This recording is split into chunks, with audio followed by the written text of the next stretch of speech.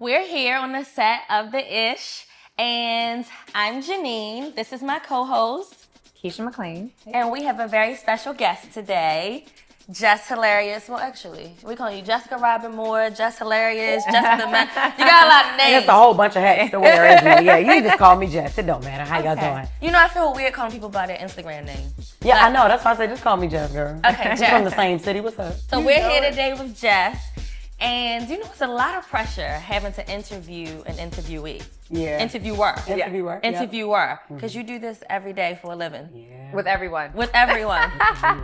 And listen, I'm gonna tell you right now though, it ain't something that I enjoy doing. No. Yeah, so please don't be nervous. I feel good not being the one asking You questions. feel our pain. You feel our Listen. pain. Okay. Yes. No yes. nervousness here. No nervousness None, here. Okay. none. All right. So we have Jess with us today, Yes. and I think we're gonna have a lot of fun. You're a fun person, so we really want this interview to be like fun. Yeah, for Not serious. That's or- okay. Okay.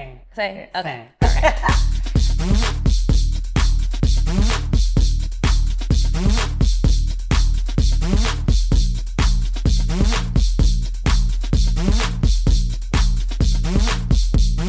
All right, so Jess with the Mess, Jess Hilarious. You're a comic. You're on The Breakfast Club. You're like an Instagram phenomenon. How do you view yourself today? Because you wear a lot of hats. You're a mom of two. You're a wife. How do you view yourself now today? Jess Hilarious got a lot of layers. I'm happy that I am now in radio. It's not something that I envisioned myself doing, but I'm happy about it. You know, The Breakfast Club has graced me with so many more fans and people, markets that I never tapped into. You know, because at first, before I got into radio, I was like, you know what?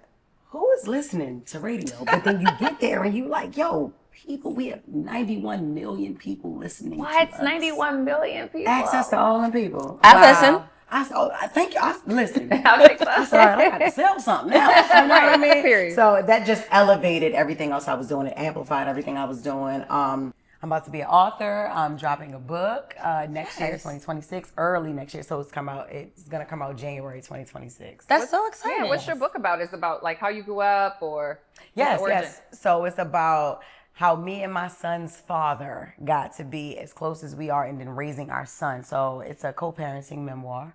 And me and Rome have a very strange dynamic. We call each other siblings. We're like brother and sister.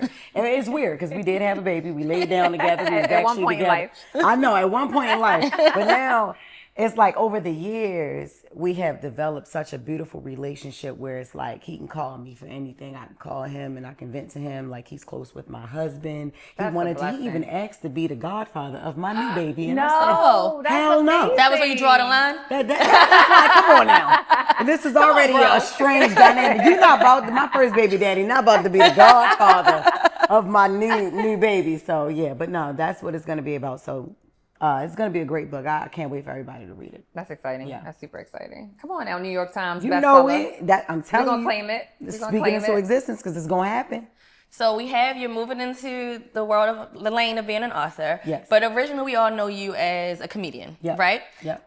I feel like I first came across you on Instagram doing a lot of your skits, and they were hilarious, right? So I have a question more so about that, right?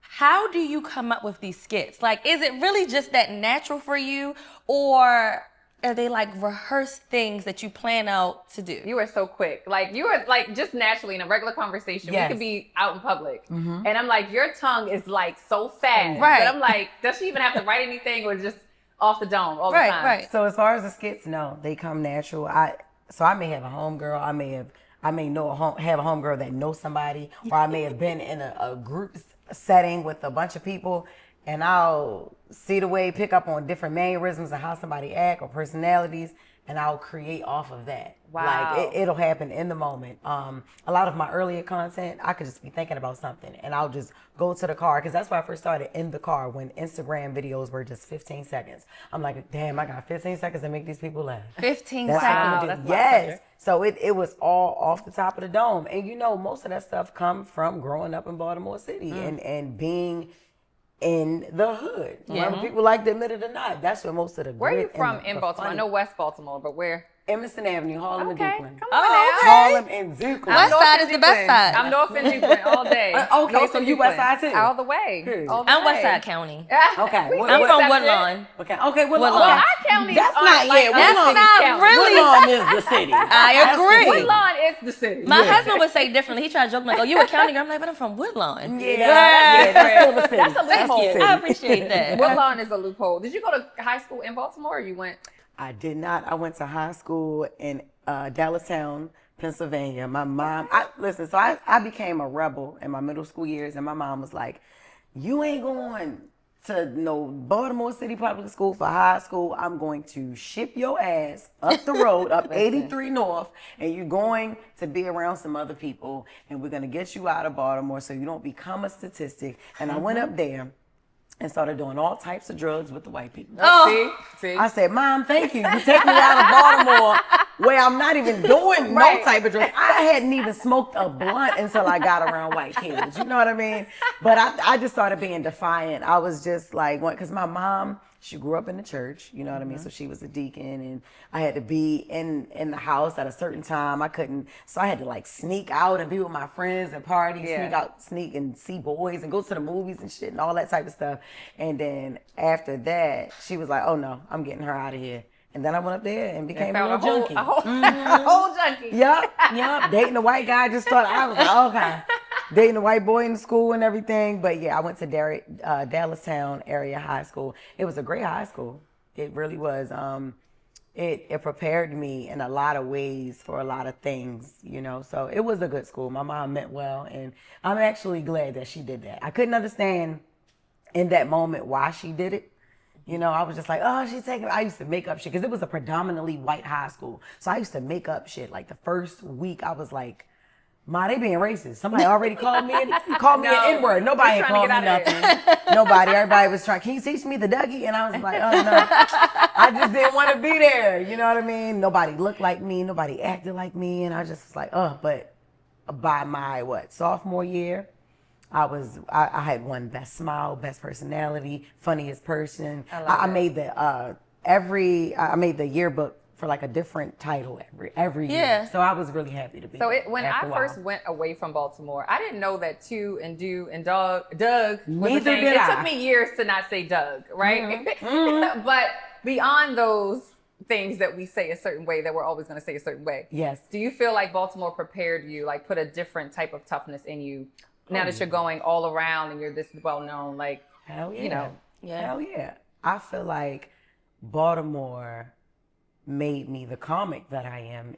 That Baltimore made me like quick at the mouth, like improv. You know what I'm saying? That's where I get it from. I used to hang outside with my brother before my little sister came along. It was just me and my brother, and I always wanted to be around him, and they just used to be outside smoking, shooting dice, chilling, and I'm around them because I was a tom girl growing up, and I used to hear them crack on each other and roast each other all day, and that's how that's how I got the thick skin that I got, you know. But definitely Baltimore made me everything that I am.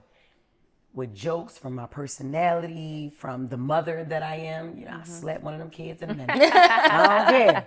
You know, but It's in you, not on you, right? Baltimore is that kind of city. I feel like back when you first came out, your jokes were probably a lot more raw than they are now, right? Do you feel like that's because of cancel culture? Like, is it hard to be a comic now with the way people are so quick to want to cancel you for something you said? Yeah. She still get in trouble though. I stay in trouble.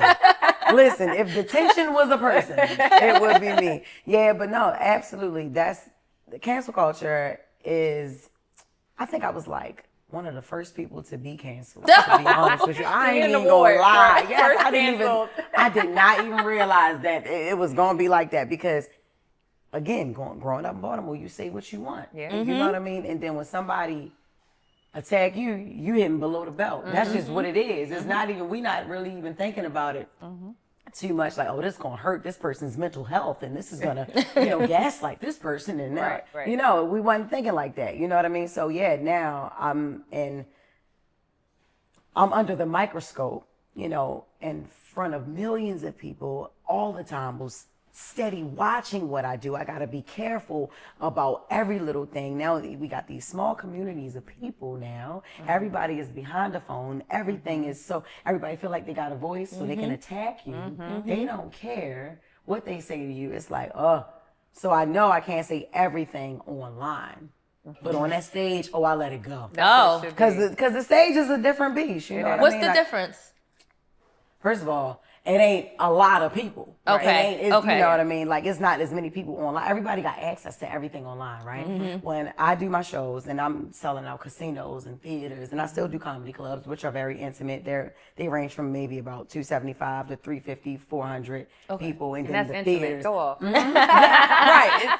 It's intimate, for a comedy show. And then in theaters, it's from 1,000 to maybe 2,000 people, 3,500, and then casinos, even more than that. You know what I mean? So I'm like, all right, cool. Even still, that's better than the internet. You know what I mean? Because it's like, these people are coming to see me. Yes, I can see faces, and these people are coming to see me. When I sell tickets, they're like, oh, they're already my fans, so they already know what I'm talking about. They already know what to expect because I'm a raw comic. Yeah. You know what I mean? From Baltimore City, grew up in Baltimore City. So I'm not coming to talk about Martha Stewart. Right. You know what I mean? So, We keep bringing up being from Baltimore, which obviously the three of us are. Yeah. And I say this all the time, but being a woman from Baltimore, right? Even, I'll take it back a little step further. I read Jada Pinkett's book, right? And people had a lot to say about it. But one thing I took from it was that women from Baltimore have what is the word? We have a level of toughness and somewhat aggression, right? That we just can't shake. And it comes out in interesting ways in life. Like sometimes I'll see it in my parenting. Sometimes I'll see it in my marriage. Sometimes I'll just see it in my friendships. And I've realized now that I no longer live in Baltimore that everyone doesn't act like that. We're a little aggressive. We're a little different. I never realized I talk with my hands. And then when I talk to certain people, they look at my hands. And I'm like, what? What are you doing? Right. What? Yeah. But it's a thing. That's how it is. I guess it's just the culture of Baltimore. That's what it is. But you know what? I can definitely, I can relate to you with that. Like, I resonate with that. I moved to LA, right? And that's when I moved out there to do the show Rel. I was a series lead on the Fox sitcom. And every day, I'm like, because people thinking they're intimidated by my conversation, and I'm like, you're like, what? No, I'm chilling, but everybody out there is like, they're it's different. I'm like, oh no, I ain't grow up like that. I'm sorry. I apologize if I offend you just by talking. I didn't realize that I was coming at you like that, So I definitely resonate with that. It's different. It's different. But coming to a place like New York, they get even more crazy than us. They get it. I swear, when I first moved to New York to do Breakfast Club, it was a guy that was walking to his car, right? And he was like, oh, you look mad familiar. And just kept walking. That was the conversation. That was the it was nothing. I didn't even say, and by the time I said, he was all the way down the street. I was like, okay, he just wanted me to know that, I'm familiar. Driving here alone is like, everything is aggressive. So, we're soft girls up here. Yeah. We try. How'd you get into comedy? I heard that you went to Mortuary school. I did, girl. I had a bunch of jobs. How far did this go? Like, I didn't even last the whole semester. Oh, so you didn't get to embalm my body? No. I did. You did? But you do clinicals after a certain time. So maybe, all right, so it was a semester, all right, but it was one. I didn't complete a year. I'm sorry. Okay. So maybe, because it's 4 semesters, right?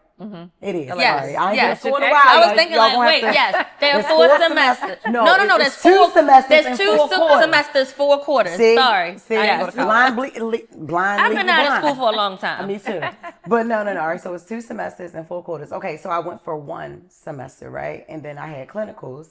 And then when we do the clinicals, that's when you got to do like a certain amount of hours in the funeral home, right? To make in the morgue, to make sure that you getting your experience, right?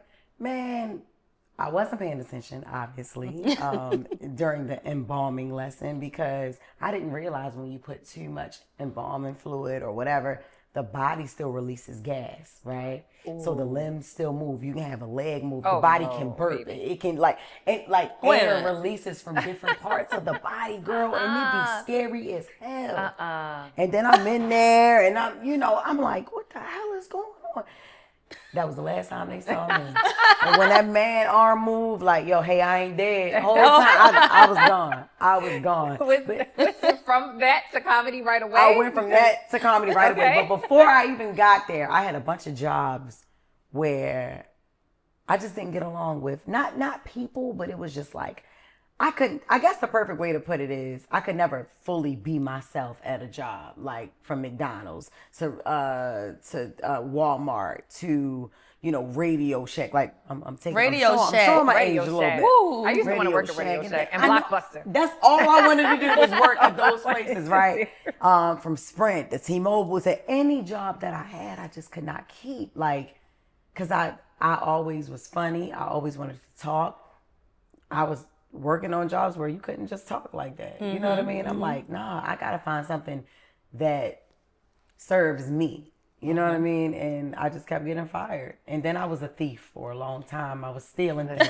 It's a whole nother show. Yeah, it's a whole nother show. Is that a Baltimore thing? Cause I don't know, we got sticky fingers in Baltimore. Yes. I didn't go through that phase, guys. Yes. I skipped that phase. Listen, and that register money was good overnight at McDonald's. It was really good. And I'm happy that the people didn't take me to court. And here we are. Yeah, here we go. So how did you go from McDonald's, Radio Shack, thieving? We don't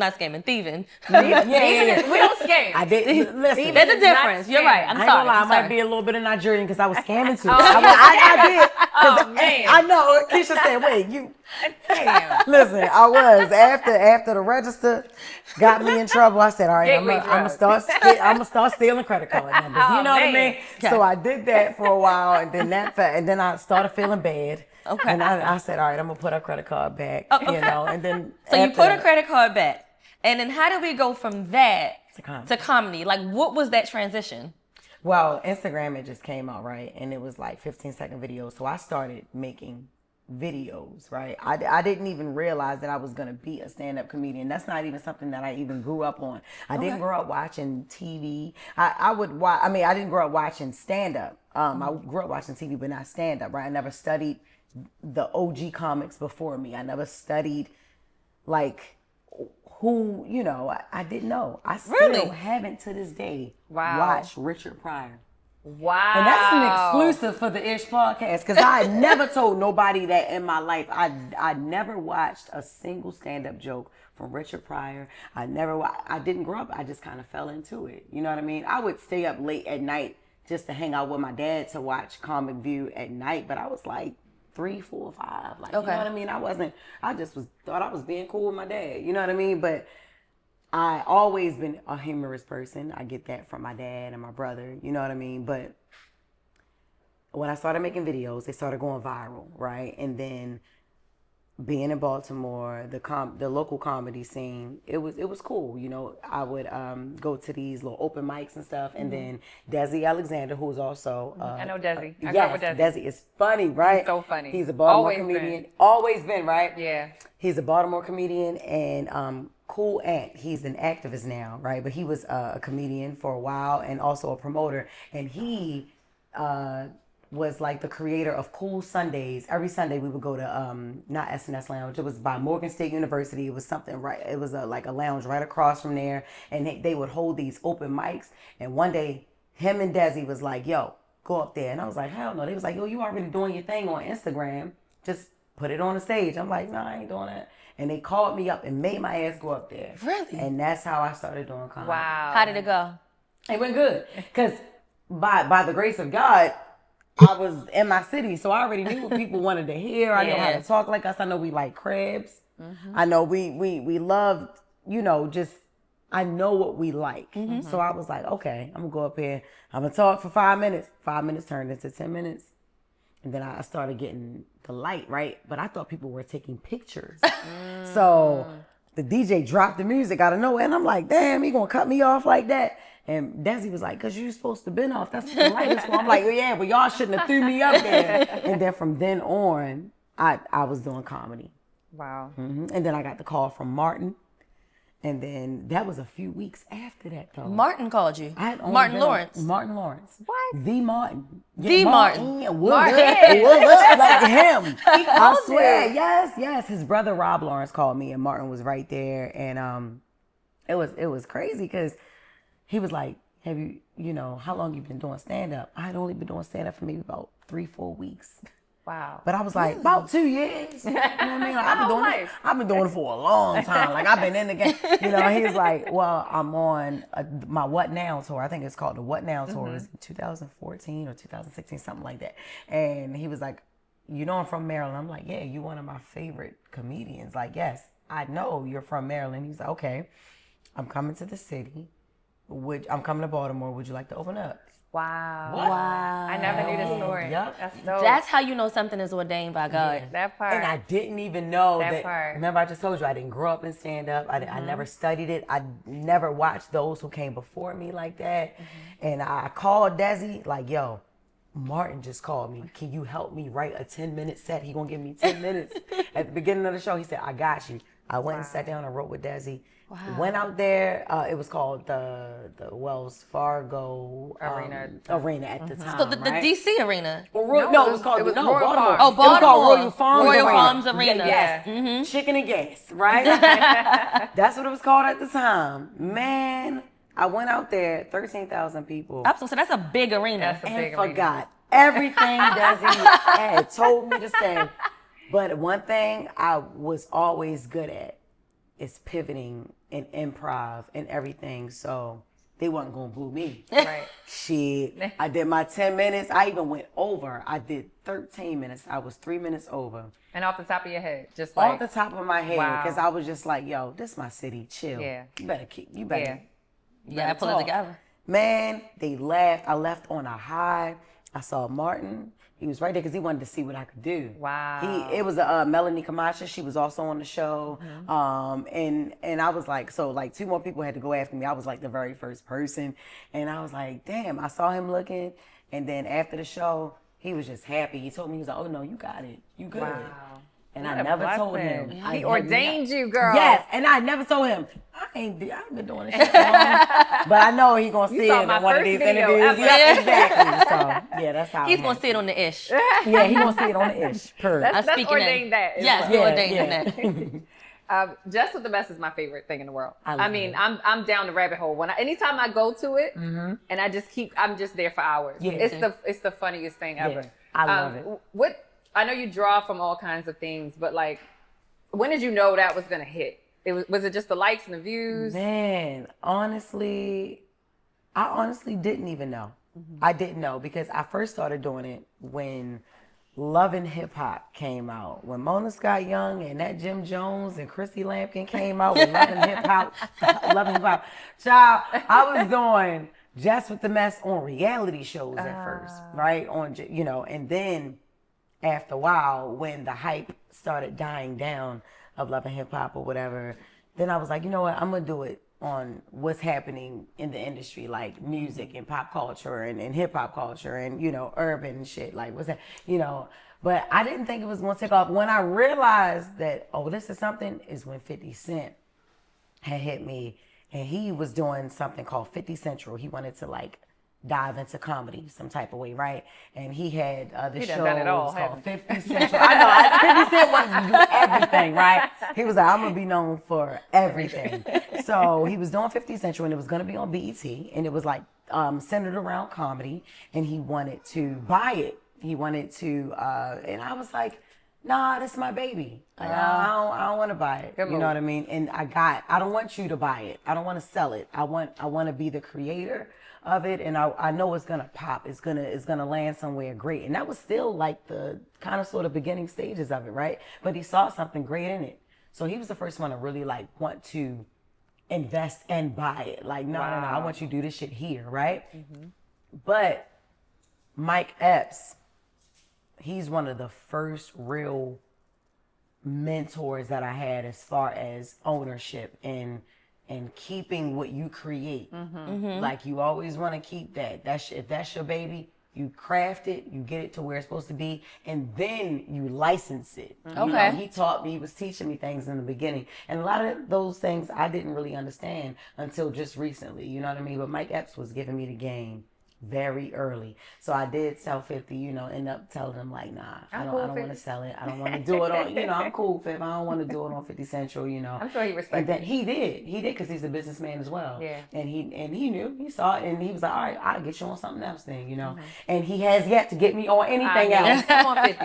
But Spin the block. but Spin the block. He keep on saying, he keeps saying he got me. He just recently said he got me for something. But yeah, so that's In when I Baltimore, realized. we say, don't got me, get me. Don't got me, Get me. get me. So yeah, but that's how that's when I realized that Jess with the Mess was gonna be something great. Yeah. It is. All right. So this is a great segue. We're gonna play a game. Oh my God. We're gonna play a game? Let's do it. We're gonna play a What game. we playing? Okay. So since you're so good at skits, Yes, right? Yes. On the ish, we have a game called Can You Believe This Ish? So we're gonna give you some scenarios, and you're gonna give us a quick little what you will be thinking through your head as they go. Okay. All right? You want to do the first one, Keisha? Or you want me Sure, to do because it? this one's about me. I'm the lady. Okay. You're Okay. at the nail salon. There's a lady getting a pedicure next to you. You glance over and see her toes are so bad. She has corns, bunions, and 6 toes. What's going through your mind? You can look at mine if you want to, because I got like 3 toes. She does not ignore. No, you know what? That's why I got on these damn boots. I got corns and Something about bunions Baltimore. too. Listen. Oh my God, that's what this work hard. The Baltimore feet. We Lord. work hard. All right. hard. Ooh, what do I say? You know what? I ain't gonna say nothing about her bunions and her toes, but that 6th toe. It gotta go. I'm gonna want to know why she would come into a shop and wouldn't call a nail tech to come to her. Because she knows people like me on the horizon, just out in the world looking like, how did that happen? You know? And there's surgery for those things to get those removed. And There is. I see it on Instagram. yeah, and then even down a if you rabbit don't want to hole. get rid of it fully, she could have got rid of it and put it in the little locket. You know, they started looking. You know, you don't got to part with your toe. It just don't got to be a 6th one. Because now all your shoes got to be wide and shit. Like, you know. I never thought about that. Yeah, you gotta you might think need a about wider shoe. To fit in. And then what happens when you want to wear flip-flops? Because why are you getting your toes done? You must be planning to wear them out. How do you put on the pedicure thing? But you know, it only has 5. Huh. There's How so do many you things do to it? think about now. Yeah, it's a lot. A lot to unpack. You know? Damn. Okay. We're gonna leave the lady in her toe alone. We're gonna move on to the next Okay. one. All right. All right. You're at a family 4th of July cookout, and a cousin brings his new white girlfriend. She doesn't want to be rude, so she decides she's gonna bring her famous potato salad. She says it's very famous at her family's cookouts, and she wants you guys to try it. Look at her face. There are raisins. We'll add that. There are There might be raisins and craisins in it. Maybe even carrots, shredded carrots. raisins. Ooh. And this my cousin? Your girlfriend? cousin's new girlfriend. No, I'm saying, am I really related to him? Yep. Like And your this is- daddy's brother's son. Yeah. And this is a Baltimore cookout. On North Avenue. North Avenue? Well, she gonna have to be from South Baltimore. She's from Brooklyn. It's no. Like Cherry Hill? Cherry Hill. Oh, she can fight. I don't know if you could. Oh. All right, well, she can come on. I might, you know what I'm saying? She can come on. She can come on. She can lead a potato salad because I don't care where you from. If you white and potato salad don't mix. Okay, I fair don't care enough. how much mayonnaise is in there. It's still, no. If it's not White orange, or at least like really dark yellow. Well, a little Yeah. MSG in it. But yeah, I can't. She gonna have to stay her ass home. All right, last one. You're out for your friend's birthday with 7 other girls at a really nice restaurant. The assumption is that you would split the bill. One of your friends borrowed money from you a few months ago. She still owes you money. She comes in with her new Chanel bag, red bottoms, a great outfit, orders a round of shots and a tomahawk, but she ain't never pay you back. What you think? First, I'm gonna ask her: is the bag fake? It better be. It better be giving canal. Better be fake. Oh yes. First, it better be fake. Because that's actually happened, Keisha. No way. Oh, girl, yeah. It has actually happened. I remember I was having a dinner in Miami, child, and this was a cousin of mine who stole one of my Chanels. No. To be honest with you, yeah. No. And came Not to the, more the Chanel. Came to the dinner with it. No, baby. But stole it. You know. Out your closet. Yeah, no, I was moving. So look, I was moving out of my house into a new house, right? And she had helped me move. And that was that bag along with another bag, a YSL bag I was missing. And like, I think it was like a Telfar bag or something. But like, those 3 bags were gone. I keep track of my bags because that's like, I'm a bag girl. Yeah. Like, you know what I mean?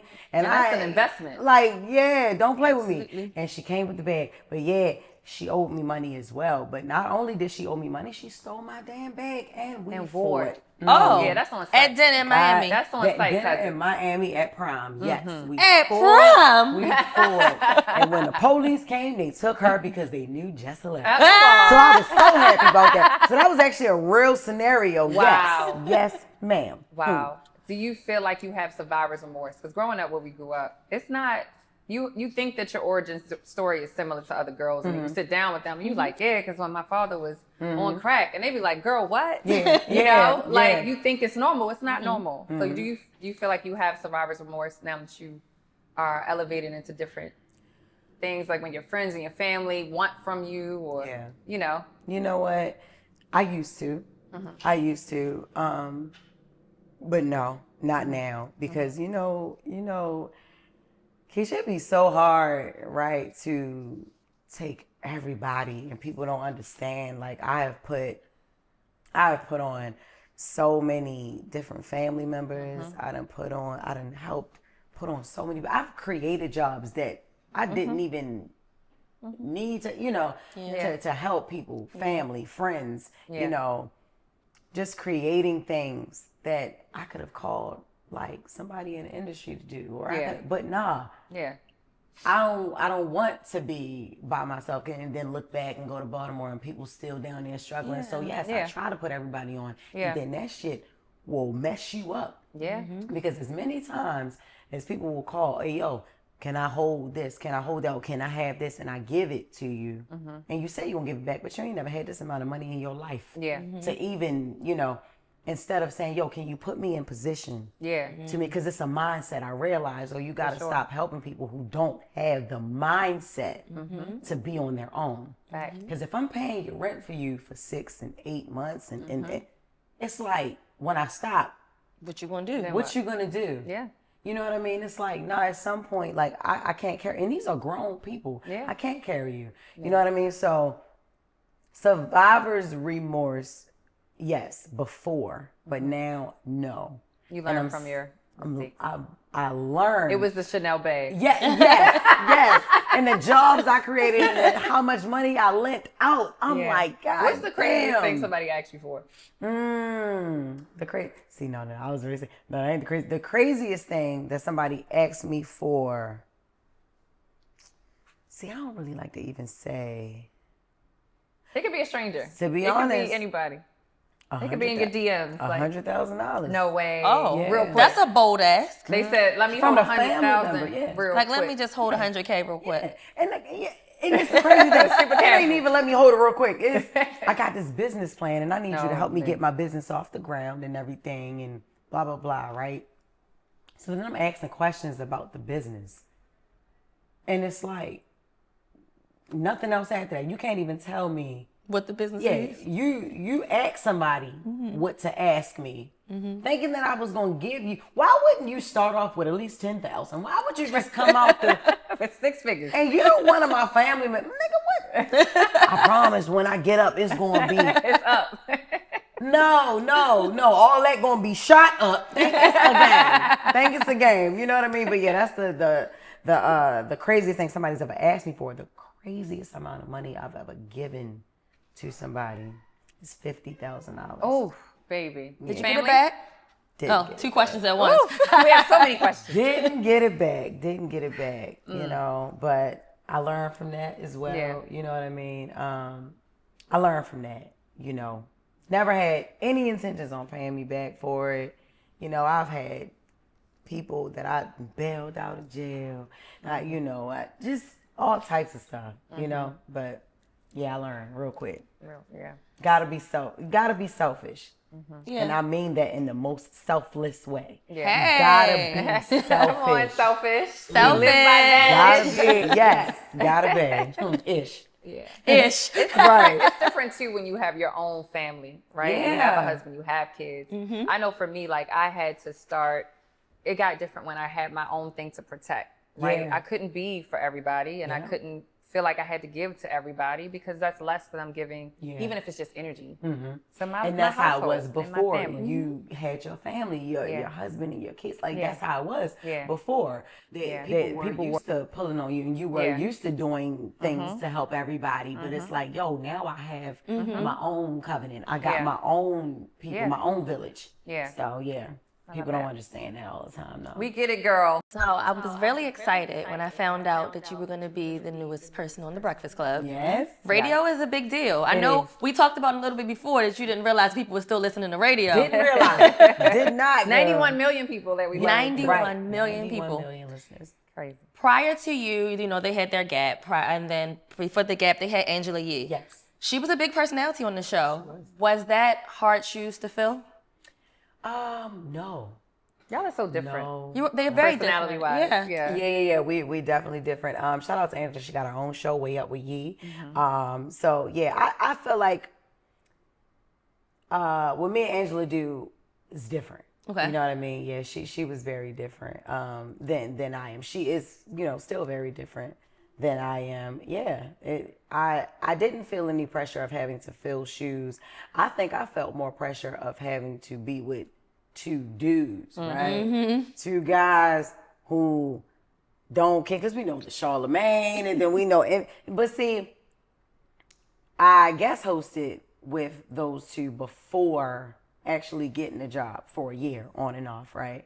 And I got to know Envy. I had already known and had a relationship with Charlemagne prior to getting the job, but like I got to know Envy, and Envy is just like one of the best people I know. Like that's like big brother all day. You know what I mean? Family guy, loyal, like don't play about nobody that he loved. You know what I'm saying? So still fun, still very childish, cool as hell. Like but a big teddy bear for sure.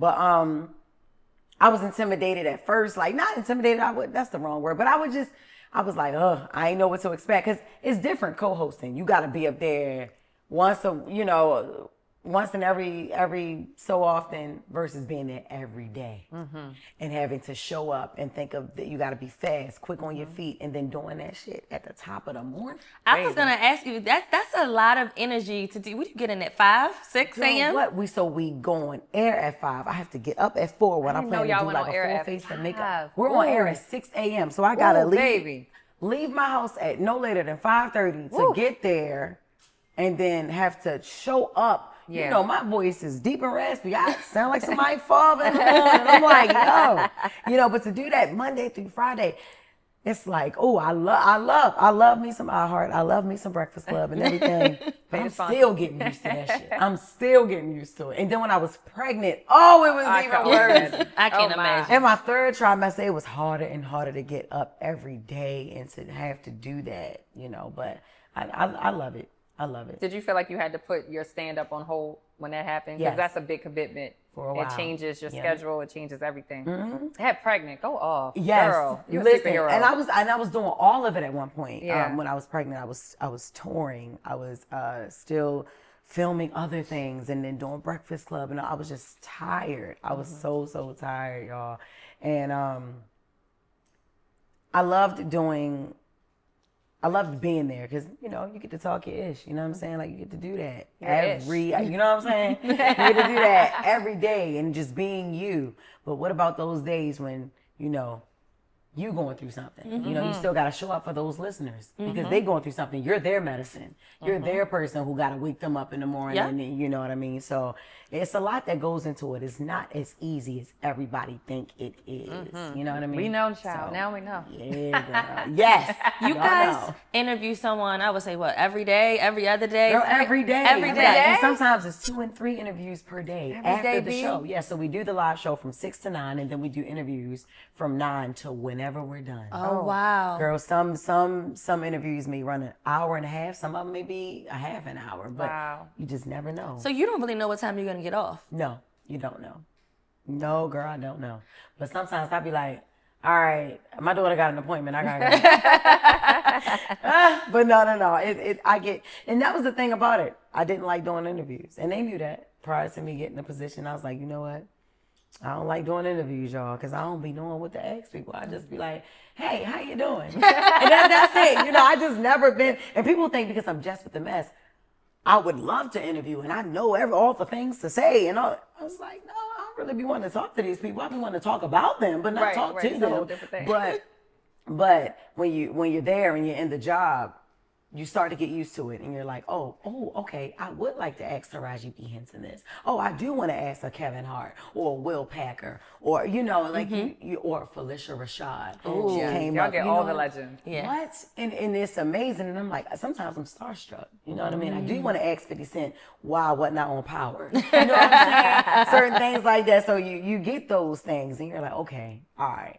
Is there ever sometimes they bring someone to interview that you really don't care for? Yeah, all the politicians. All the politicians. All the child. politicians. Child, what? Because I didn't really get into politics until I got up there. You know what I mean? And then what I realized now, which I didn't realize before, is politics is the same as any other industry. It's people, especially right now, it's very ghetto. Yup, it's people talking shit and very people ghetto. lying just to get where they need to be. And I said, oh, it's the same thing. It's a lot of capping like the rappers do and some of it, and a lot of their music. It's a lot of like a lot of the comedians do on stage. Like a lot, it's in every industry, it's the same. So I'm like, oh, it's really not this. It's just the words that intimidate people, you know? And but yeah, I'm still not a politic head, but I learn more and more as I'm sitting up there, you know, and I listen to Front Page News. And there's a lot of things I don't chime in on. That's honestly because I'm just learning. You know what I mean? I do a lot of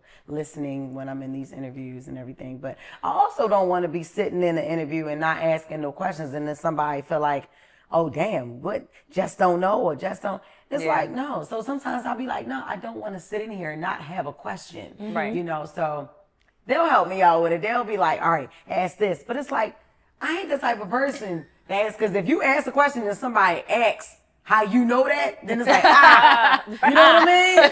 It's like my Spanish. I know a little bit of Spanish, but when they start talking back, I'm like, ooh. It's like, ooh, now what? You know what I mean? It's like, I don't want to say, oh, they told me to ask you this, you know? Right. But so, yeah, that's it. That's it with that. Have you ever had to act cool with somebody, even if you ain't like them?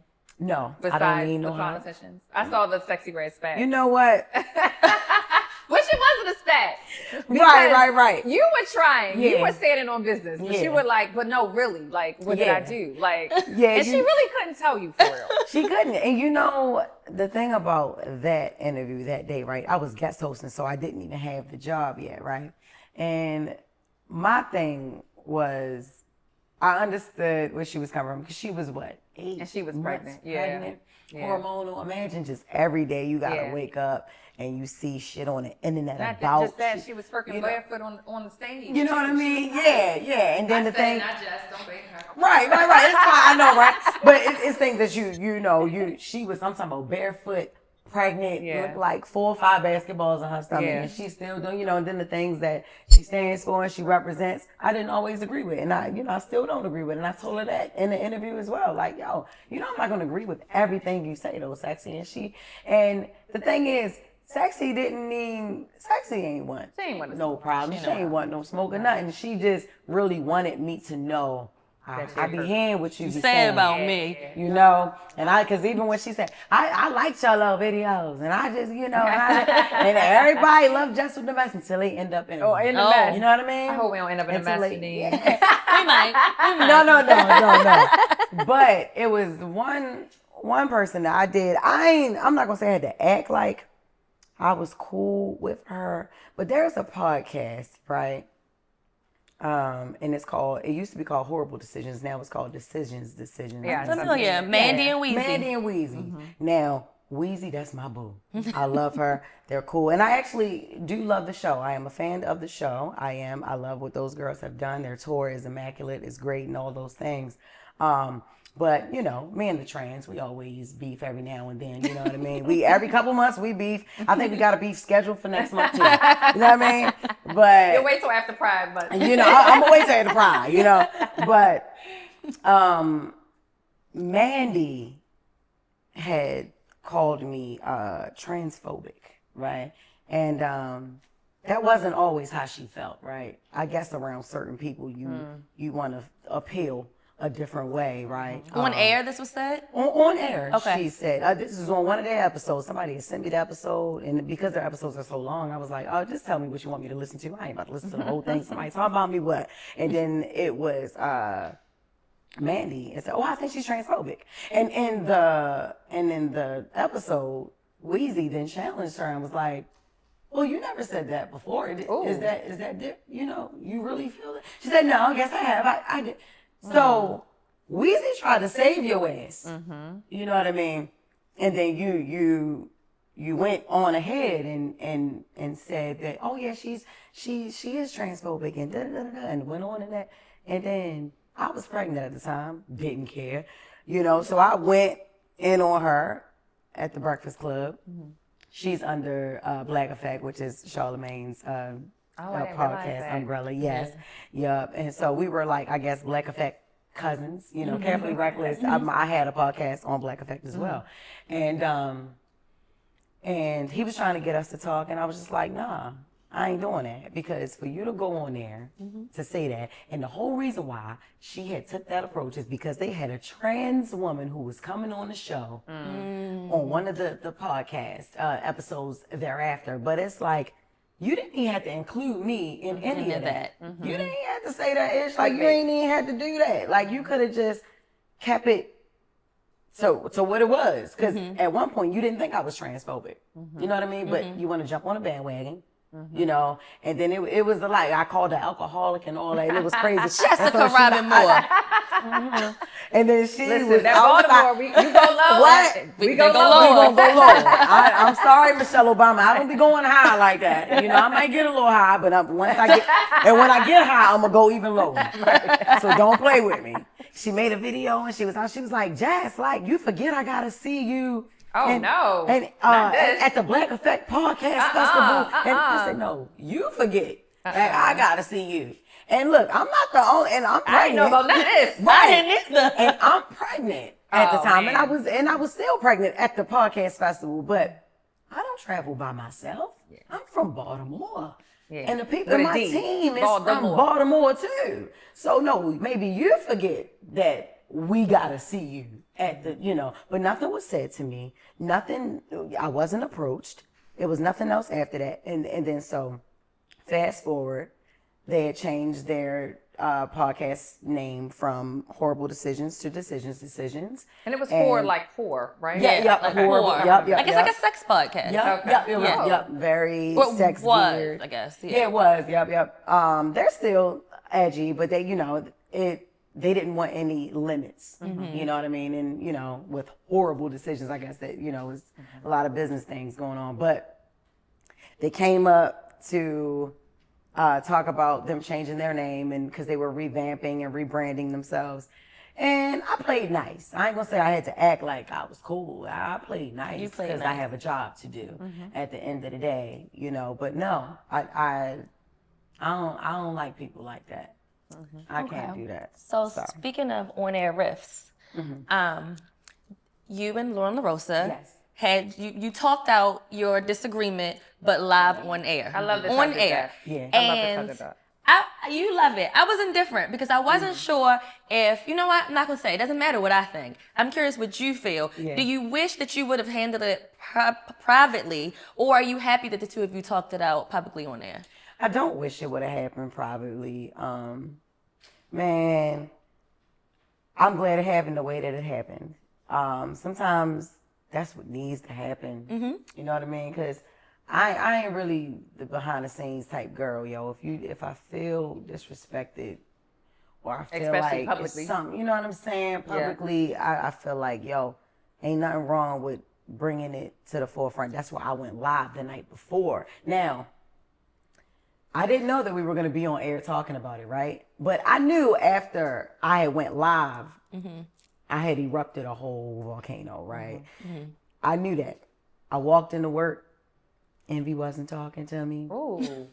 Lauren closed the elevator on me. Ooh. I pulled up right after her. So, and I was getting it. I'm talking about she was hitting the ding, ding, ding. Like, nah, Shane, don't put her on. You know, and I get it because on the live, I was saying, like, you know, no, I didn't like her at first. And this, you know, I put out some information on there, you know, and I went off and my feelings were valid. You know, I went in there.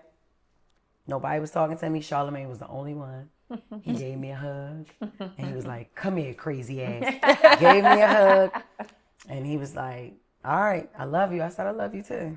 And then I sat down and I put my headphones on and we went on air, right?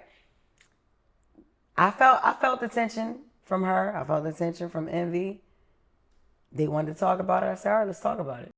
Were you surprised at how people pick sides so fast? People love to see women against each other. Yeah. So people were like, I'm team, right away. I wasn't surprised. I was just upset that it was like people forgot, like, yo, I wanted her to fill in for me. This is not like a person that I did not like. Right. This is not a person that I felt like I was intimidated by or I felt like was a threat to who I am and what I was doing. You know what I mean? Like me and her do total different things. You know, she is literally journalism. I am a comedian. I do commentary on headlines. I wish the hell I would call somebody lawyer and get that. So how much time he got and how much. First of all, I don't have the patience to be trying to figure out what you're going to court for, what the defense is talking about, the prosecutors and the litigation. I don't do that. Yeah. You know what I mean? So that's different. Her background is TMZ. That's where she comes from. Yeah. You know, they're all attorneys. Yeah. So this girl was trained by professional attorneys. Yeah. That's what she do. But when I went on maternity leave, I knew that she would deliver. Right, without the funny, because no, she's not a comedian. She has funny moments, but no, she's not a comedian. So I was like, I want to put somebody in my place who will carry that, who people won't get tired of. I feel like who will be factual, not just up here talking ish. Like, you know what I mean? Like they're gonna be delivering the facts or whatever. When I came back, she didn't leave, and nobody was telling me why. That is where the problem went. That's when it became a problem. And then I got upset with her because I felt like, you ain't telling me nothing. Like, what's up? What is your role? Like, are they replacing me? Are they, you know? Then I just had my baby. I already felt like I was out too long. I was like, yo, like, I gotta go back to work. Like, I was in the house. I was talking to my husband. I was like, Chris, I gotta go back to work. Like, I feel like I'm losing my place. I may lose my place. I feel like I got to get back to my skits. I feel like I got to go back on tour. I feel like people are forgetting about me. And he was like, yo, you got to relax. Like, you're breastfeeding. And I'm like, yeah, I get it. And I can pump. I can still. And he was like, no, you got to focus on one thing. Like, don't worry about it. Come on, Chris. And I, you know, and I just was like, no, I got to worry about it. Like, you know, so I went back to work and I still didn't even feel like I was all the way like myself and everything. And I go back in there and we had a whole game plan on how I was supposed to come back. And that first episode with me back, I go in there, I sit down and she is there and she ain't get up and leave. And it was just, now it's all four of us. And you didn't even know that was going to happen. No, Keisha, no. And the first thing that she asked me about is the hate online.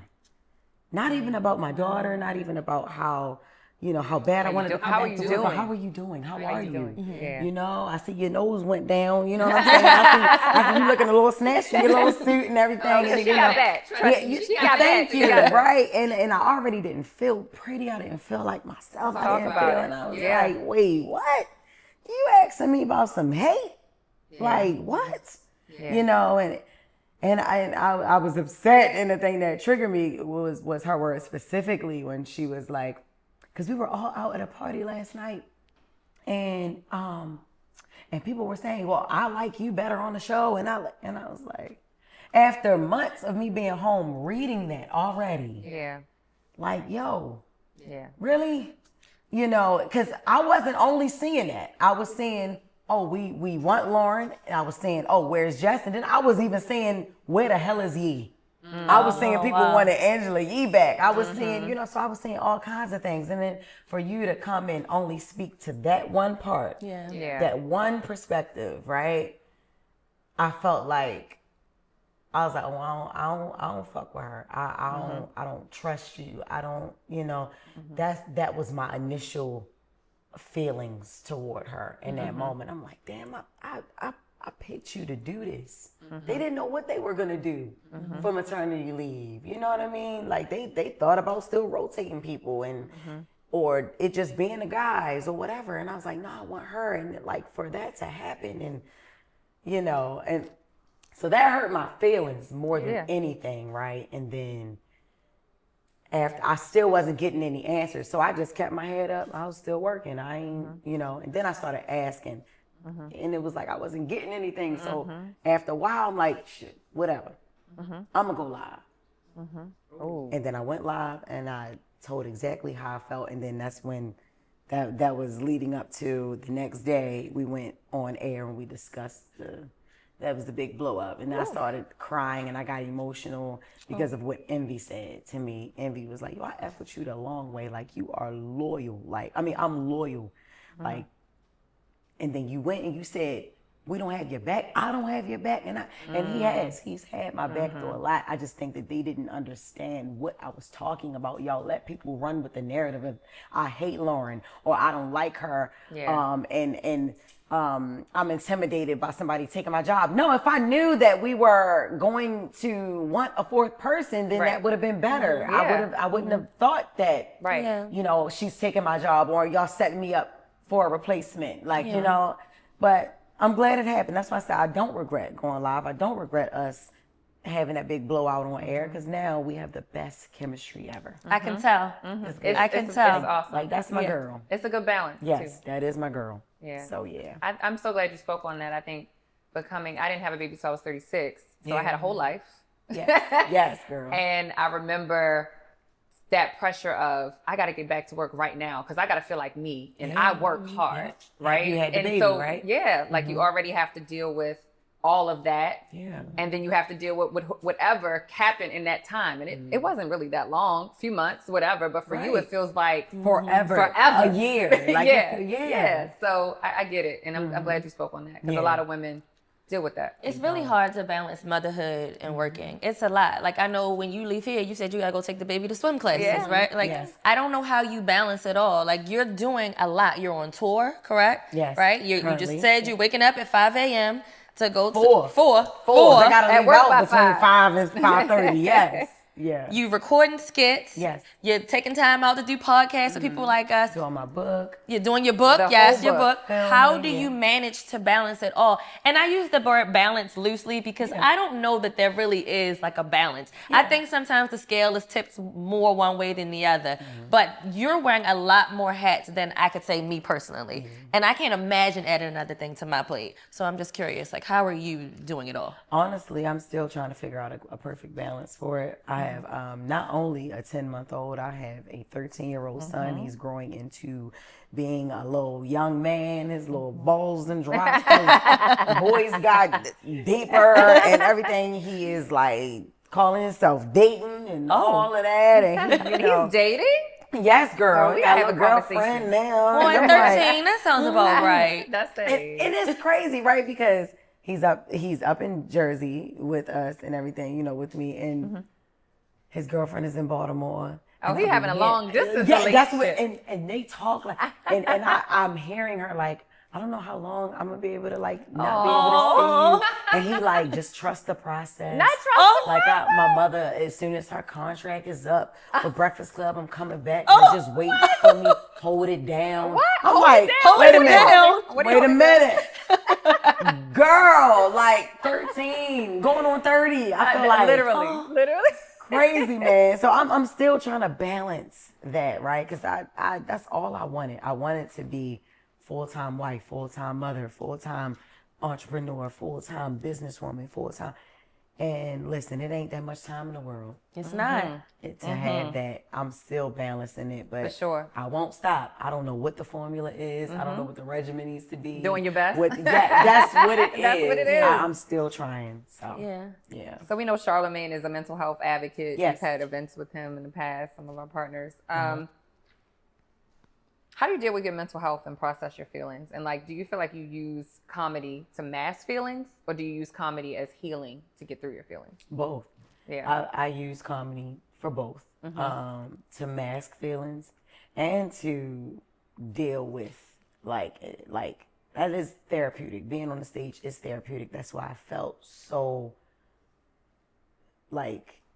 defeated being on maternity leave. I couldn't tour. I couldn't talk on the mic, be on the stage, touch my fans, and I felt like nothing was feeding me. Like I'm breastfeeding my daughter, she's taking everything out of me, Literally depleted. everything, right? and I'm trying to be this great wife, and he's trying to be this great husband. Like, oh, you're pretty, and I just look in the mirror, I don't feel it and everything, but it's like I gotta get back on stage, even if I don't get back up to the Breakfast Club, and I gotta get back on stage. Like, not only is that my sanctuary, that is where I feel I can say anything, and I can just be loose, and I can just go in. That's my audience are my therapists. Because they listen, they laugh, they ingest it, they consume what I got going on, and they give my energy right back. Like, that is what I feel like drives me, So that's the, but honestly, my mental health, it's all over the place. Like, it's all over the place, for real. I got so much going on, and then I just had to go through a big transition. My former manager,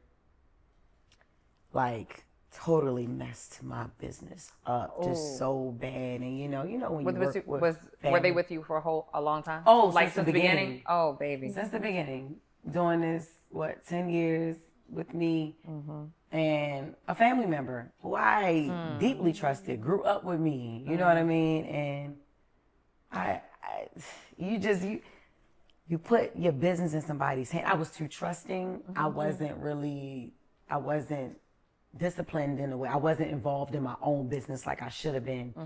And it's so much, right? And I'm looking at it and I'm like, damn, I missed out on this movie. I missed out on this sequel. I missed out on just so many different things. Didn't know until after. I'm in events networking out in LA and in Atlanta and in New York. And, we reached out to you to do the Old Spice commercial, to be a part of that. That's like a whole storyline. It's like episodes of the. For sure. Really? Dion Cole wanted you to do the, and your people just didn't get back to us. That we were in contact, and then out of nowhere, everything just stopped. Wow. Oh, you were supposed to do this, the voiceover for this cartoon, and I'm like, what? So then when I ask about it, it's, but it's not even a sorry. It's about it's nothing. Wow. And it's like, okay. That's when I realized, a lot of people, they become entitled. You feed them, you take them along the way, and you create a position to put them in, and I know you got a family to feed, so when I eat, you eat. When I get more money, you get more money. When I get a raise, you get a raise, and then you get comfortable, and then you start envying the person that helps you, and you start becoming so obsessed and possessive where you start thinking that you're the reason that I am where I am. It happens so much. So I'm like, oh damn. So this transition, me meeting somebody who don't know me, and now I got to teach this person everything. I didn't know certain passwords, so now I'm relying to get certain information from this person, and girl, it's a lot. So my mental health is still in a rut from that, because I'm trying to recreate or rebrand myself and get back, you know, because I'm supposed to have been out of here, you know, but God don't make mistakes, you know. I feel like everybody can't come where I was going, so he did a spring cleaning of He'll show you everything every time. And I ain't got a circle, I got a triangle now. It's about 3 of us. I got a little square. It's about 3, 4 of us now. So you know. Sometimes you gotta have a tight knit group, man. Yeah, I get it. It's clear that touring is like your happy place, like what you do that gets you feeling like yourself again. And it seems like, and when I say seems like, because I obviously wasn't on the ride with you, but it seems like your rise to the top was quick, right? Or quicker, we should say, than some other comedians. Yeah. When we say comedians, is there a female masculine version of comedy? Is it like, are they all Comedian? It's all the same, right? I know. I hear people say comedian. I hear people say that all the time. Okay, we're going to say comedian, right? Do you feel like some of the people that were at it longer than you have resented you because you blew up a little quicker than they did? Yes. Yeah, I do. I feel like that's in all arenas of every industry. But not a lot of them, but some of them. Anybody you looked up to and was like, damn, she don't even fool with me. You don't have to say the name. No. But have you experienced that? Trust me, I would if I But no, none of the females. No. I love Lunel. I love Monique. I love Leslie Baltimore Jones. girl. Yes. Monique, Leslie Jones, and Lunel. Those 3, they embrace me all the time. Oh. Good mentorship, good advice, just loving on me and empowering me, pouring into me. Tiffany Haddish also, she is like, love she that seems girl. like a riot. She's a really, I know. A good time. She a good time. Fun, really good conversation. I do love Tiff. It's the guys. It ain't even the girls. It's the guys. And you know what I say? I'm happy it's the guys, because they're intimidated. I'm funny, you know, and I'm not only like, you're not girl funny. You're funny. You're funny. funny. And that is where, that's why I feel like none of the girls got no ill will toward me. None of the comedy girlies, nothing, because I turn into a whole nigga on the stage. I'm like Baltimore. Like, if I was like, some people think I'm gay. I'm on stage. I'm like a stud on stage. You know what I mean? But yeah, it's the guys. A lot of the guys. Some of the guys, they be like, I don't want her to open up. Nah, I ain't. Wow. That's interesting. So do you feel like the comedy world is still like very much an old boys club? Yeah. Hell yeah. Especially because now we got the internet and things like that. They feel like we microwavable. They feel like people like me, it's like, nah. They don't know what the struggle is. They don't know what it's like showing up to a comedy show and having to like fake your way on stage or ask people, you know, just hoping that you get a spot on stage and you're not. No, I don't know what that's like, but that don't mean I don't appreciate y'all for doing that. For sure. That don't mean, you know what I mean, that I look down on y'all for doing it or I make fun of it. That's the art of comedy. That's just a different era. We in this era now, we ain't got to do that. Yeah. So embrace that. But there are things you have to do that they will not have to do. You know what I'm saying? Yeah. Like, it is hard. Yeah. Like, you know what I'm saying? And just because you're funny online don't mean you can be funny on the stage. It just so happened that I was funny all my life. I didn't just start this. Like, this just how I was born. This, you know what I mean? But a lot of people got a problem with that, you know, because we had the internet. They feel like we cheated our way. It's like, nah, that's like a construction worker building with no tools, right? And then out of nowhere, somebody invent tools. years later, and then the new construction workers, oh shit, I got a hammer, I ain't got to do this with my hands. How you get mad because now there is a hammer discovered. So now he can get the nail in the wall quicker than you having to bang it. Like, you feel me? Like, I don't like that. It's new ways, it's new eras. And then the comedians, even 10, 20 years from now, they're gonna have a different tool to get them where they need to be, you know, to get them on the stage. I'm not gonna hate on that. I'm gonna ask you to teach me. I'm gonna be somewhere old as hell, but I'm gonna still be funny. Teach me what you do, young kid. Like, you know what I mean? Right. So, yeah. Wild and Out, which I love Wild and Out. Yes, me too. I loved you on Wild and Out. How did that come about? Well, that's funny because I wasn't even trying to be on Wild and Out, right? It was a comedian. I did this photo shoot with my son. I was naked. He was not. What? Only thing, I know, right? I remember this. This is the whole thing. This almost broke the Yes, I was butterball naked. You were naked, the baby was clothed. My baby was clothed. Okay, got it. He had on, and we both had on, only thing I had on was shoes, right? The Jordan Cement 4s, right? That was our favorite Jordan back in the day. And we had on, we did the shoot, and I posted it. And Corey Holocomb, comedian, who actually I was a fan of, right? He was actually one of the funnier dudes back in the day, right?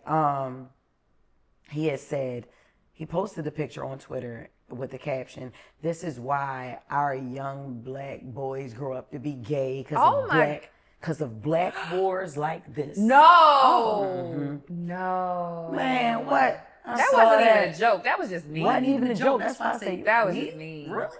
This okay, cool, right? So went in on him 3 days straight. Made him feel so small because his career really didn't go where he wanted it to go. You know what I mean? Corey always been one of them comics who didn't make it. Very the lunch. He made it. He just He made it, but he didn't quite make it like he would have wanted to, or like, you know, he could have made it, right?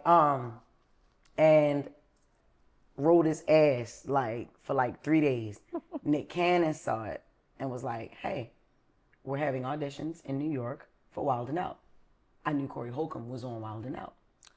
Oh, plot twist. Yep. That was actually one of my jokes. I'm like, damn, you did all this work. All this, you a comedian, OG, just to be on Wild and Out. You know what I mean? So that was one of the Did y'all jokes. get to spat? No, I still haven't seen this man to man. this day. Keisha, still haven't. So I went up there, I got on Wild and Out. I asked Nick in the interview, and one of the producers, Niall Evans, I said, "Where's Corey Holocomb?" "Oh no, he not here." He was ready. You had your boots I tied up. was ready, and I was so mad. I didn't even know what I didn't know if I was gonna spit on. I didn't know what I was going to do. But it's like, I can handle you talking about me. Don't ever play with my son. For sure. You know what I mean? You don't just speak on nobody's children. You don't do that. And I get you a comedian, but be funny. Yeah. But Don't he also insult. called you out your name. Call me out my name, Black Whore. And like I said, I grew up in Baltimore. I've been called worse. You feel me? That shit roll off my back. But like you talk about my son, that's different. Yeah. It's still family members waiting to see. Some of my fans waiting to see this man. Like, you know what I mean? It's like, no, you don't do that. You know what I mean? But then he had a couple years went by. He had asked D-Ray. D-Ray Davis is one of my greatest friends. Like, love him so much. He always got my back all the time. Put me on shows, all this. Like, D-Ray is a rider, right? But he's also the connection, with everybody loved D-Ray. Everybody, right?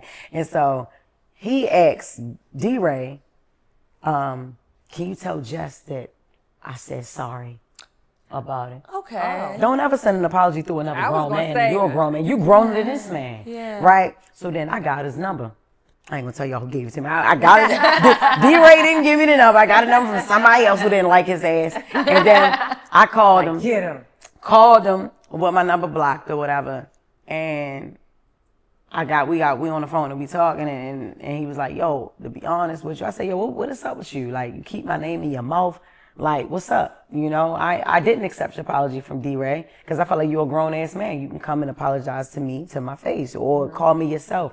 And he was like, "Yo, if I knew that you was a comedian, I wouldn't have said those things." What does me being a comedian got to do what you talking? It's about my son. Wow. Or me, period. Yeah. And so, that's what he was like. I just want you to know, don't ever take yourself off of a show because I'm on it. Because people was trying to book us together. I said, I'm not doing no show. I'm not ever going before him. Yeah. I'm not, nah.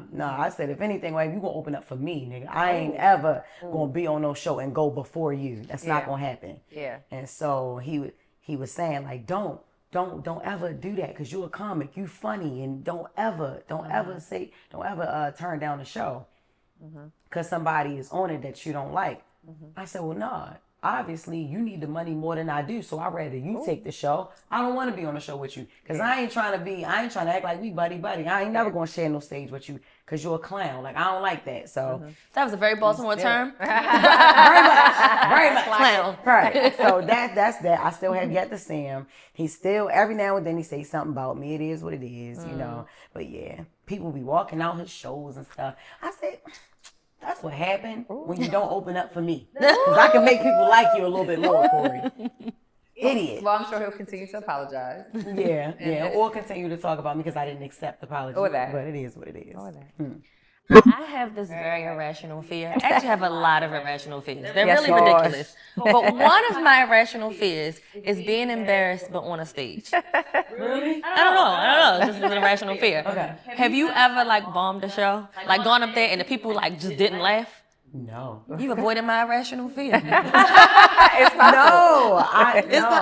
I've never done that. Good. That's a blessing. That's a blessing. That means you're just We're gonna legitimately rebuke funny. all that. Thank you. No, I never did that. Yo, after I got past those 13,000 people at the Royal Farms Arena, Yeah. child, I was like, I can do anything. Yeah. Facts. But yeah, nope, never got I want to booed. talk about the baby, the little mamas. So we're boy moms. You have a bonus daughter. That's a stepdaughter. Hey, But nice. boy moms, I think we're a little rough. Yeah. Yeah. I was Do you real feel bad. like your baby girl softened you? Girl, yes. Look, Keisha, I have never cried this much in my life. I was never hormones like is different, this too. emotional and just, oh my God, like never, ever. I feel like you're in your soft girl era, and I feel like it's when you had her, honestly. Yes. Just knowing Yeah. you, I feel like Most I could just. definitely.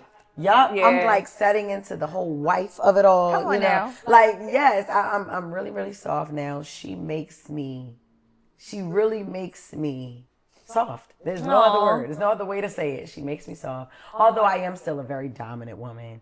And I feel like, you know, I'm definitely alpha.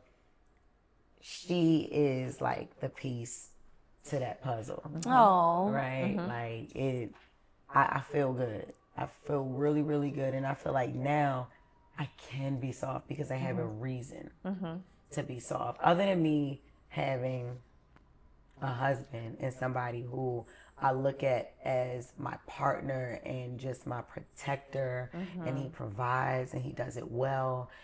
Like, Well, that's next. I want to talk about Chris. you know, yes, That's my but guy. yes, Marley, thank you. But Marley definitely softens your girl up. Yeah. Oh. Yeah. So let's talk about Chris. Yes. The Chris Yes. of it all. Yes. How did you guys meet? Girl. So this was February 23rd, 2023. I was doing a show on Breakfast Club. I was guest hosting still trying to get in the position. And then I caught the train down to Baltimore. And me and my sister wanted some crabs. So we went to Watershed, a Baltimore restaurant, right? And he was there. But he hadn't come in yet. Like, he had walked in to meet some people. I was at one end of the bar. He was at the other end. And he was there with his cousins, right? And he wasn't even going to come that day. But, you know, he has a trucking company. So he was, like, doing trucking. And he was actually on a stop, right? Wow. And he had came down there. And I got some crabs. And I saw him. And I was like, y'all want shots? Just wanted, you know. And he was like, oh, I don't drink. And I was like, so why are you at the bar then? And he was like, because I'm grown. I was like, all right. Like, you know, real ghetto, real water. I was like, all right, like, don't do all that, you know. Right. So I was like, well, what do you drink? He was like, I drink wine, but I got to work tomorrow. So I'm just chilling. I'm down here with my cousins. And I just like the way he talked. And I like that he wasn't really checking for me, to be honest. Because I'm used to that. But I'm like, I gotta keep picking with him. So I kept picking with him. I was like, I got edibles. You want edibles? And he was like, no, I don't want no edible. His cousin was like, shit, I want an edible.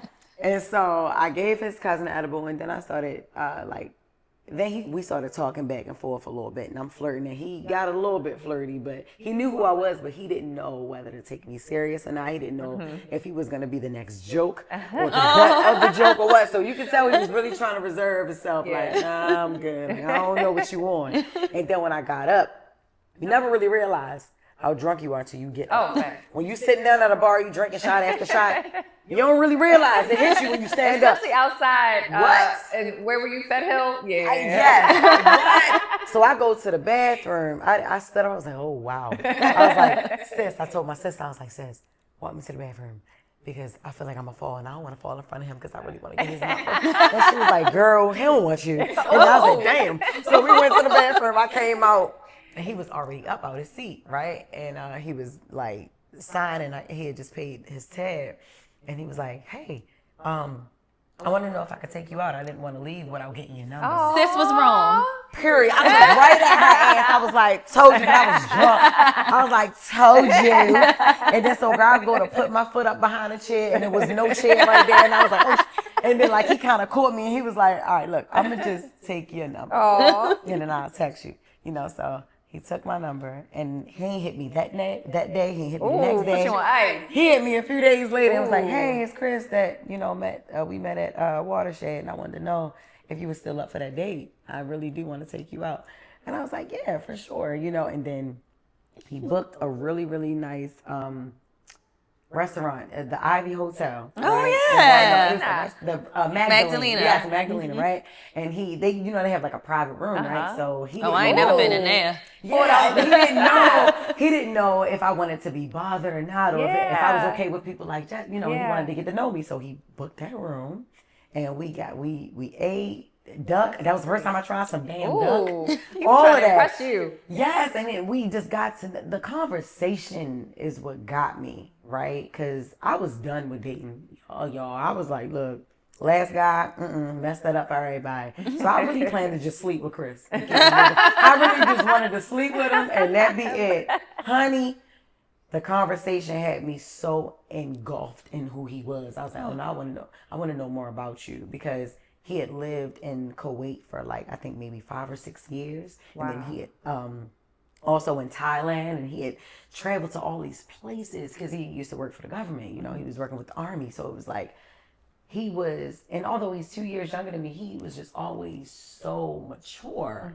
And like, I love the way he carried himself. I love the way, like, he knew what he wanted. Yeah, he knew what he wanted. Like, he wasn't playing, right? And we started talking about family and what we wanted and how we envisioned our lives as husband and wife. The first date, listen, I had a few glasses of wine. He only drank like a half a glass of wine. I was drunk, tore up. I was so happy to be with him. I didn't want to leave. I was like, I gotta go to the bathroom. Went to the lobby, booked the room. Oh, hello. Came back to the table. I was like, I don't want this night to end. I was like, what are you doing tomorrow? And he was like, I gotta work early. I pull out tomorrow or whatever. And I was like, what? You were like, well, do you want to pull out tonight? Right. Right. Because but look, that was a good one too. That was a good one. We might got another comedian on our hands. Right? You want to pull out tonight? Listen, and he sure did end up pulling out that night, because I had a flight to Atlanta the next morning. I was like, sure, I know how to drink, be hungover, and wake up. I don't know if you do, but I want to. And then he was really not trying to do it, but then I was like, sir, let's go. And then we did. We went up there. We had a great night. I ain't never leave that man since. At the Ivy Hotel. Come on now. Ivy Hotel. So you're married now, correct? Married now. I think I missed that. When did this happen? April 17th. Oh, congratulations. 25. I married him. We didn't have the big wedding yet, but because with my schedule and his schedule, it's like hard to really plan a wedding right now. But I didn't want to have to wait. I didn't want to wait to marry my best friend for the wedding, right? And so I just was like, all right, let's go do it, and then we'll plan the wedding, because the wedding is really just a party. It's for everybody. Right? Yeah. It's for everybody. And I was like, you know what? Why would I wait to marry you. I can be your wife and we just have the wedding when we have time. Yeah. So the wedding is coming 2026 for sure after the book drop and everything, because then I can like rest and woosah and take a deep breath, and then the baby will be done running over my toes in the walker. She'll be walking by then. She'll be talking by then. Flower and girl. it'll be, flower girl. So it'll be easier. I love that. I love Yes. that. I love So. that every love story is, that's a real love story. Yes. That's like, I knew what I wanted. And then you came Yeah. all the way back home to Baltimore to find your man. I did. And that's Who the would've thing. I thought said I said no more Baltimore. No more Baltimore guys. Right? But then I ended up it was hard for me to believe that he was even from Baltimore. Because he's so cultured and like you said, cultured, and then like he had been living out the country for a while and everything. So, but I'm happy. I love my husband to death. I have a Chris too. I do. And my Chris comes with a lot. You say it like that? Like, first of all, I got a Chris too. I do. I have a Chris. And Okay. there's a lot of pros to my Chris, but there's a little bit of headaches that come with my Chris too, right? I got you. What do you find are like the best parts of marriage, and then like the little things that are like, all right, this is annoying. Yeah. Well, even before getting married, I wasn't really like an affectionate person, right? I don't know why I was never really too touchy-feely. That's the Baltimore. But I know, right? I guess, right? Yep. See, Chris he's the total opposite, right? But I love that we meet in the middle with that.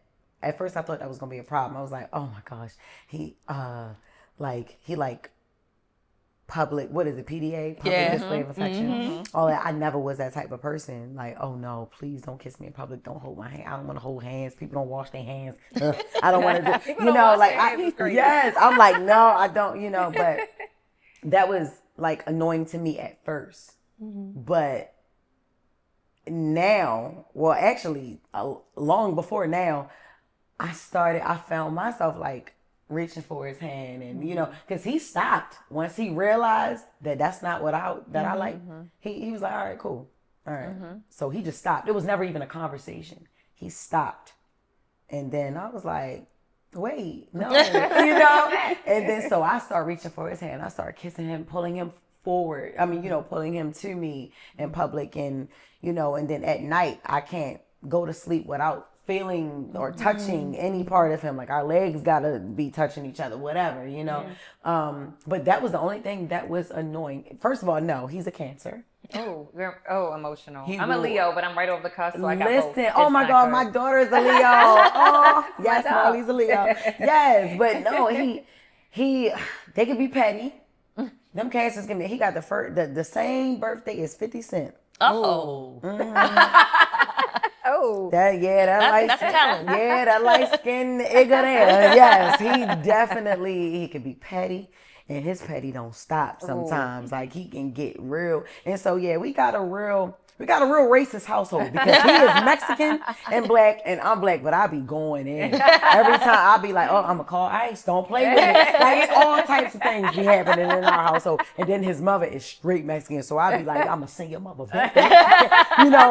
Cause she the nanny, like she moved from Kuwait to be with her grandchild. Like, this is her first. This is the first baby on their side. Oh wow! Yep, because it's Chris. I love that. Yep, he got a brother, but his brother ain't got no kids, and he, on his mom's side. Now it all So makes this sense. is their first this is her first grandchild. Oh, wow. This is his first child. So yes, Marley is destined to be The world spoiled. is hers. Yes, The it world is. hers. Yeah. Speaking of parents, your dad is the karaoke king of Yes, Baltimore. he is. Yes, You Mr. can Kevin. catch it. Yes, I know Yes. who my father is. Yes, yes. And so, do you feel like you get some of your personality from him? Because he's a personality. Almost all of it. Yeah. Yes. He's My he dad. owns the room. Yes, when he all walks the in time. Yeah. I do. Growing up, that's who was funny. That's where I got most of my humor from. My dad and my grandmother, his mother. Okay. Your grandmother? Yes, Helen. And she got dementia and still be telling jokes. I said, how you remember to be funny, lady? No, that's my girl, man. And then my dad, we're just naturally funny on that side, to be honest with you. My mother, she was the church woman. She was, she laugh and stuff, but she ain't never been a funny girl. Yeah. My dad is where I get that from, man. Yeah. I grew up very humorous because of him. He's super cool. Yeah, that's my guy. I think that this was a really good interview. It was. Me too. And I really appreciate you giving us love all y'all. the gems For that real. you gave us. For real. So we always like to end on a game. Okay. Okay. Rapid fire. We're going to rapid fire. You look sneaky when you say game. All Game. right, what is This it, is like the child? other game. This is easy. This is a fun game. All right, good. You want to start it? Sure. All right. Go, Lakeisha. Black Swan or Poppy Cuisine? You better answer right. Black Shout out to Swan. Poppy. Oh my gosh. Listen, love shout out to Poppy. Alex. We love Poppy. That's family, love but me we some had Alex. to start off with something fun. That's my guy. Actually, I got food from him before Poppy Cuisine. So yes, but you know, I love the Black Swan. And look, I ain't just saying that. Oh no, you texted me 2 days ago to get a Black Swan. Can I get it? What? Don't even play with it. No, I love me some Black Swan. Oh yeah. And I love the fact that they got a chicken box on the menu. Listen. It's a gourmet Baltimore 5-star. Thank you for the gourmet. commercial, Jess. You can invoice us later. I know, right? I know, yes. We owe They you got a meal. chicken box on the menu. I love it. Yes. Sneakers or heels? Sneakers. It's us too. I don't know what we thinking today. No. And the Murray J. boots. Mary J, they everything though. Craziest rumor you heard about yourself? Say it again. Craziest rumor that you've heard about yourself? I hate trans. Oh, that's true. jeez. I hate That's a trans terrible people. rumor, and I know that's not true. Not because true. I know the company you keep and some of your close friends. Thank you. And that is not true. Thank you. Dream guest on the Breakfast Club. Dead or alive? Though. Yeah. Whitney Houston. Ooh. Yes. Oh yes. I want to dance with Could somebody. but do we want? Rest in peace, Whitney. Cracked out Whitney. That's the only Whitney. I don't want That's the best Whitney. sober Whitney ain't got nothing for me.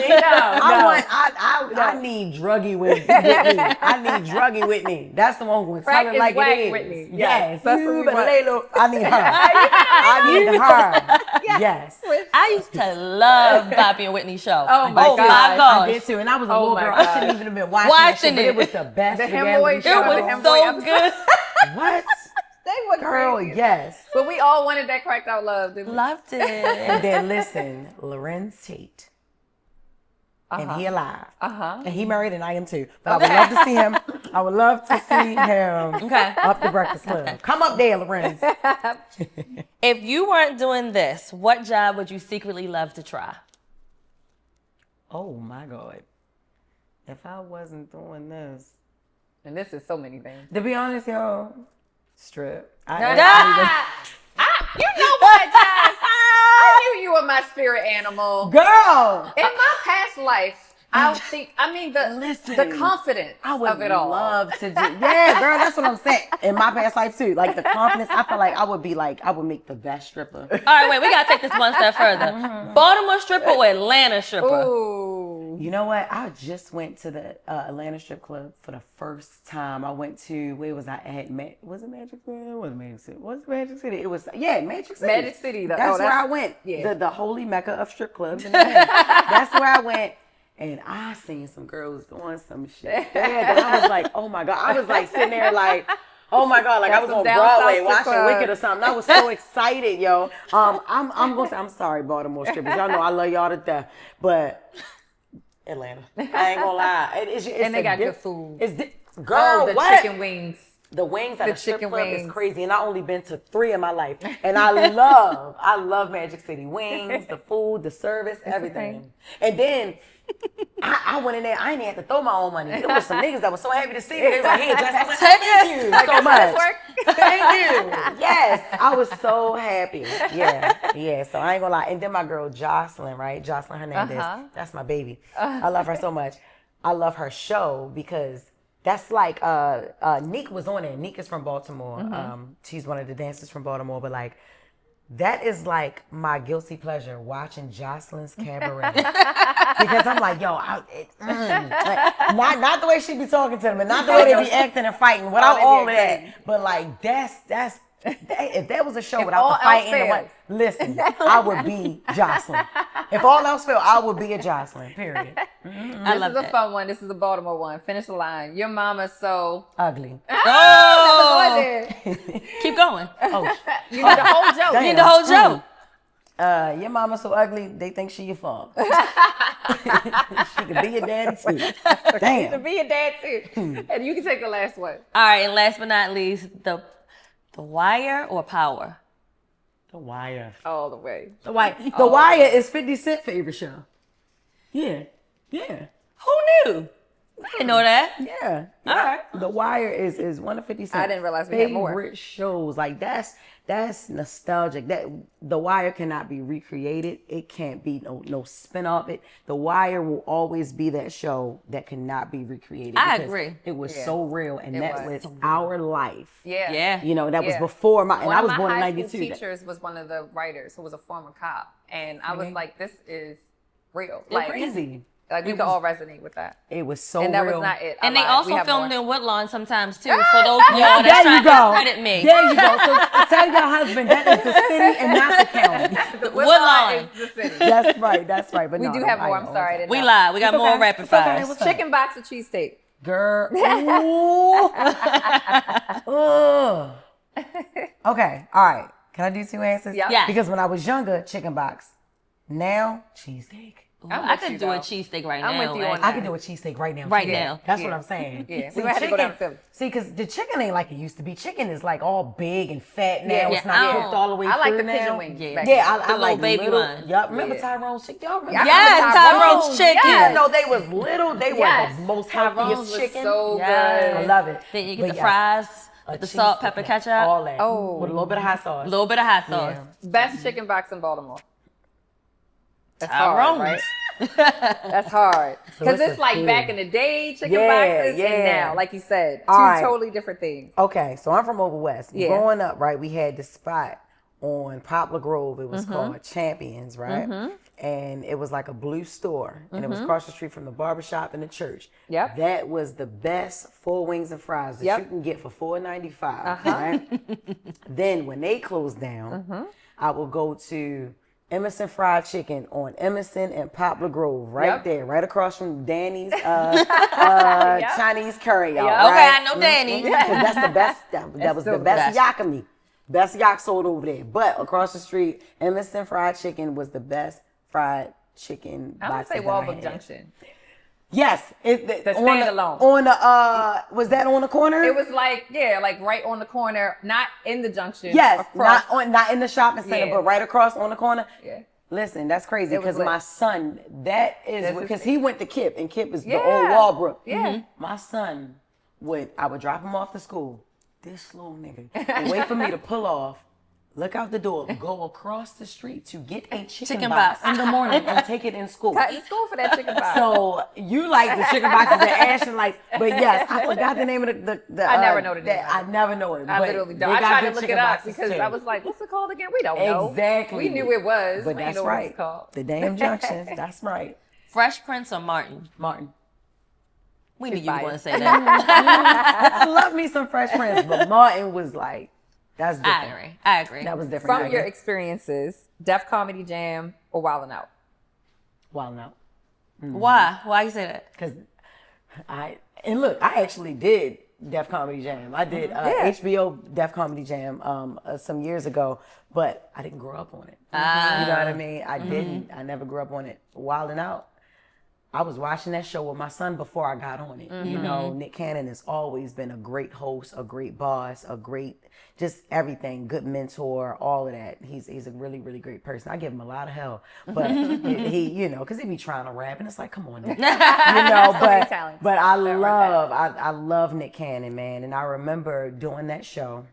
I know this rapid fire. I'm sorry, but I remember doing the show, right? And I was on for 2 seasons. I did season 9 and 10, if I'm not mistaken, and then season 11 was about to start filming it, and I just got the big role on Fox to be on the sitcom, and I was like, Nick, I'm kind of torn. It's like I want to do Wild 'N Out, but I got this role, the Lil Rel show, right, on Fox, and he was like, yo, go do that. We're Wildin' Out. We're going to be here. You can come back anytime this show on. Wow. Yo, I just love that he did not want to hold me from that. Yeah. Because I would have rolled with him if he'd have said, nah, you can't, you know. I would have done that. Yeah. You know. He gave me a raise. He gave me, you know, like he made sure it was money in my pocket, my family, like, you know, everything. Nick is a really, really good guy, good person. And so the fact that he was like, shit, go ahead and do that. I went to Fox. We only made it to 1 season. And then I like the show. came right back. I watched know, the show. you know how the white people be canceling our shows when they ain't got Cancel nothing to do with it. And then I came back to Wild 'N Out and we were good. And then I went on to do other things. But it's always been a home for me, open arms when I want to go back to Wildin' Out. That's what I love about Nick. That's amazing. For sure. All right, this really is the last one. It All is. right, last one. And this one is going to be Finish the Lyric. You ready? Sandtown, North and P. Park Heights. Warren G. Warren G. Janine Warren says Warren G. G. every time. Did you say Warren G? That's what it sounds like. Orange G. It sound like Warren G. Y'all don't agree? It is RNG. Shout out to I'm Warren kidding, G. y'all. I knew. Back in Woodlawn. I knew. Shout out to the West Coast legend Warren G. Though. We just had him on the Breakfast Club. Actually, he would love that you just said his name. So she said Park Heights. And we did Warren not have a street G. name after him. in We know. Baltimore. I was kidding, love guys. it. I Kidding, love it. kidding. That is it. Yes. This is Thank you that's a so wrap. much. Thank you y'all. for everything. I Keep love doing what you're y'all. doing. We're so proud of you. Thank Good you. old Baltimore girl. And Thank you y'all- for everything You putting the city Look. on the map. And Right. y'all keep doing putting what us y'all on. doing with Thank this you. Baltimore-ish right here. I love this. I Thank love this. you. Thank y'all. Thank you. Hey everyone, it's your girl Janine from the Ish Podcast. And this is Keisha. We are coming to you live from our new home base for the Ish Podcast, the Collective Spaces, right in downtown Baltimore. Yes, this is our new home, but it can also be yours too. Whether you're planning a full-on wedding, hosting a business meeting, having a birthday party, or a baby shower, Collective Spaces has something for you. It's elegant, it's modern. You walk in here and you just feel the beautiful energy in this space. It's Black owned, it's woman led. You give back to your community by renting this space. We love it here and we know you will too. So if you're interested in booking the Collective Spaces, you can find them on Instagram at the Collective Spaces MD. If you've been watching our episodes, I'm sure you've noticed this amazing piece of art behind us. Shout out to our friend Be More Tough for providing us with this beautiful piece of art. He has amazing textiles. He's so talented. He was gracious enough to let this piece live in season 1. But follow him on Instagram at Be More Tuft and see all the amazing things that he's doing. He's phenomenal.